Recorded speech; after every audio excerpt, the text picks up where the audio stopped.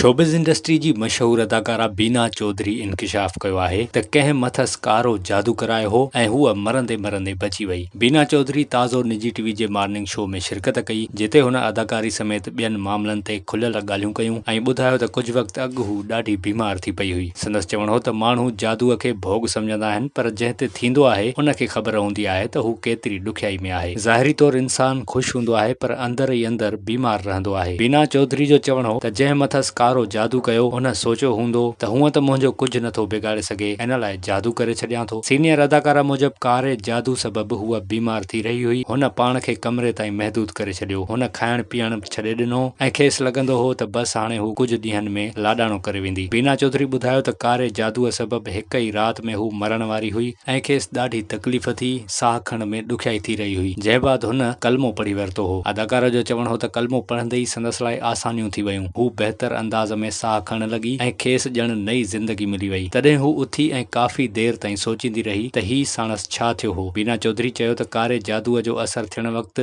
हुन वॾी इबादत कई, खेसि रूहानी सुकून मिलियो ऐं एतिरी इबादत कई जो लाशौरी तौर ते खेसि शयूं सम्झ में अचण लॻियूं। अदाकारा चयो त हुन कारे जादू जे साए में ज़िंदगीअ जा 5 साल गुज़ारिया ऐं इन्हीअ दौरान संदसि ज़िंदगीअ में हिकु रहनुमा शख़्स आयो, जंहिं खेसि फ़ोन ते हिदायतूं ॾिनियूं ऐं रहनुमाई कई, ऐं अॼु ताईं हूअ ज़ाती तौर ते साणसि नाहे मिली, पर हूअ बिल्कुलु ठीकु आहे। बीना चौधरी खे शोबिज़ में कमु कंदे ॾहाका थी विया आहिनि। हूअ 30 खनि ड्रामनि में अदाकारी करे चुकी आहे।